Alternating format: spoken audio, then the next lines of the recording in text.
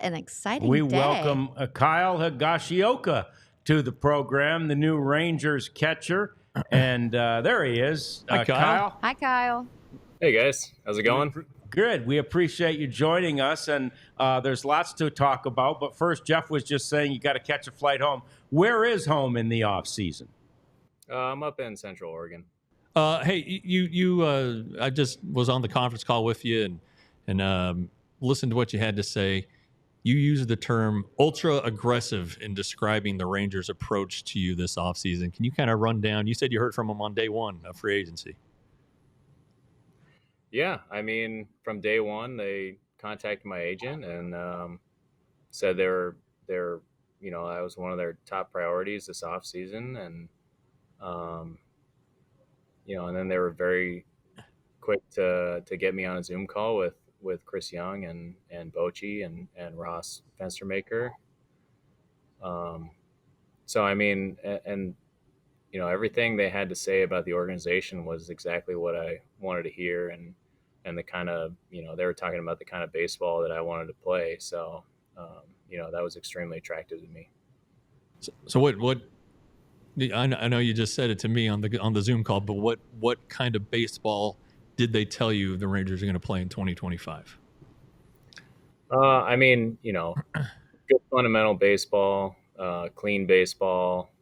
I think having a good balance between analytic thinking and actual baseball IQ, watching the game, understanding what's going on the field. And, with a manager like Boch, I think, you're going to have one of the best baseball IQ minds at the helm.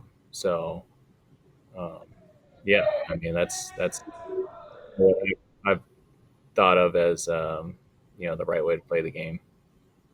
Kyle, congratulations on the deal. We're thrilled to have you in Texas. But your story to me is so interesting. You got drafted in 2008, 7th round, 10 years in the minor leagues. I think being a catcher is one of the more difficult positions in the game. And Bruce Bochy mentioned that in the postseason especially. Just talk about your experience in the minor leagues, how that's contributed to your game today. Yeah, I mean, obviously, I spent a long time in the minors. I wouldn't recommend that to most kids. But, it definitely makes you appreciate,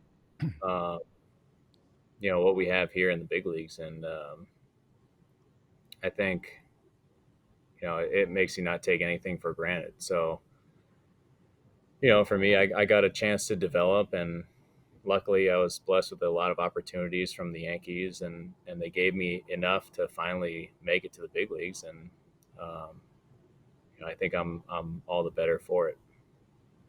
Kyle, you spent most of your career obviously in the Yankees organization, and your first 8 years or whatever in the majors with the New York Yankees. How different was it from just sort of a going to work every day to play baseball experience to play someplace like San Diego and out of that media spotlight, that hotbed that is New York? Yeah, I mean, it was definitely a huge change, but San Diego is a fantastic place. I mean, so laid back. The organization wants to win. They put a fantastic team on the field last year, and I had so much fun playing there. It was incredible. So the fan base was awesome, sellouts every night, and it was great. I didn't know what to expect coming from New York.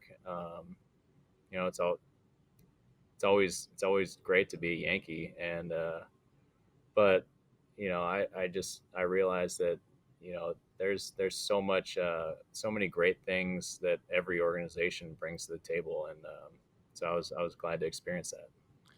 One of your best offensive seasons to date, career high of 17 home runs. What was working for you last season, and your postseason success as well? 3 home runs there.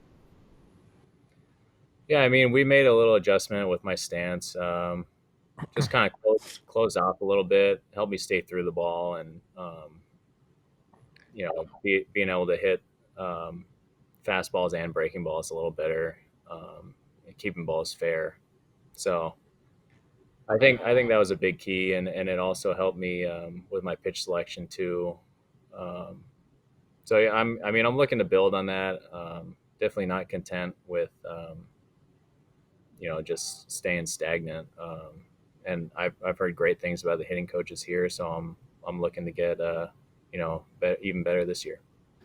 Kyle, just two more questions before we let you go to the airport. What you've caught Garrett Cole, you Darvish, our old friend, a lot of great pitchers. And Dylan Cease, I don't want to leave him out.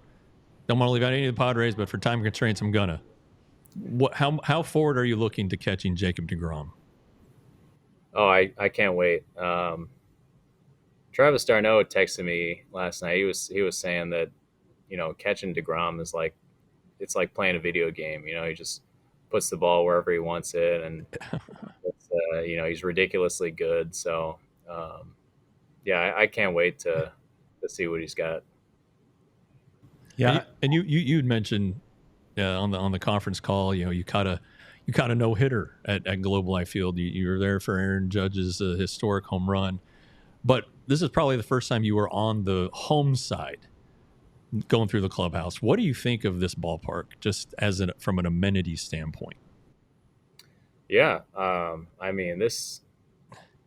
I think it's the newest park in the league, right?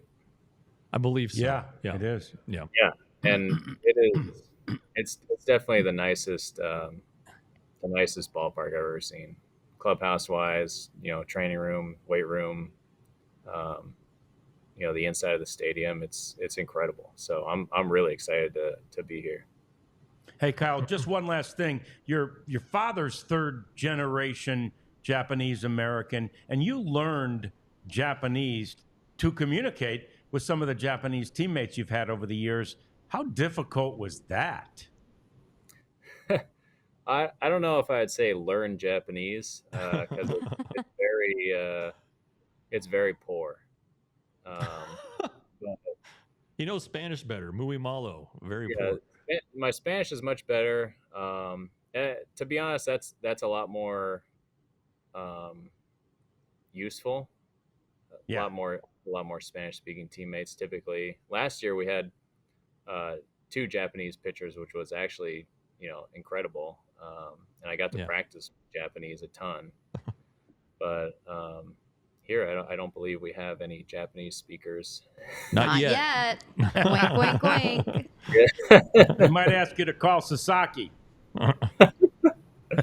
Kyle, your new third base coach, Tony Beasley, he'll probably sing with you anytime that you want to break out the guitar in the clubhouse. So nice. Yeah, I don't know if he knows Rat, but he'd probably learn. That's all right. Yeah. Thank you so much, Kyle. Yeah, congratulations. thanks for joining us. Safe travels, happy holidays, and we'll see you in spring training, if not before. Yeah, thanks for having me, guys. All right, we appreciate it, Kyle Higashioka. What a interesting and good signing for the Rangers, and to get to chat with them like that. A fun guy who I think is ready to embrace this role, Jeff.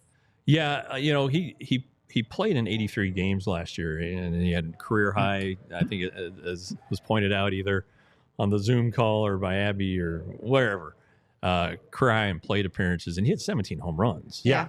And if you look at his home run rate, it's ridiculous. So, I don't think, when people are saying, well, he's going to be the backup, I think he's going to be a 70 to 80 game catcher. It could be a very even split. You never know what happens with injuries. Jonah Heim was hurt 2 seasons ago. But it also, I know if Jonah's right and if Kyle's right, swinging it right, it gives Bruce Bochy the flexibility of having both guys in the lineup and one at DH. And so it's definitely an interesting signing. It's interesting. The Rangers have had a lot of targeted signings. That's what this sounds like that was, calling them on day one of free agency. That's interesting. Yeah. Getting it set up and getting the wheels in motion early. You wonder who else they called on day one. Right. You wonder if something else is coming down the pike here soon. You would hope as a Rangers fan that more is coming soon. Nathan Eovaldi, of course, at the top of the list. But they cast a really wide. They do cast a wide net. They consider all their options, but when they identify guys they want, they sit Chris Young on them quick and get the ball rolling. Truly amazing. You could see it, in Kyle's approach and hear it in his voice. CY called me right away. It's pretty impressed by that. I mean, if you want somebody, that's got to leave a strong, favorable impression. Like, gosh, these guys are serious. They think I'm the best thing since sliced bread. Yeah. So, they're gonna get Good for the ego. Make you feel good. We all silly like the mayor.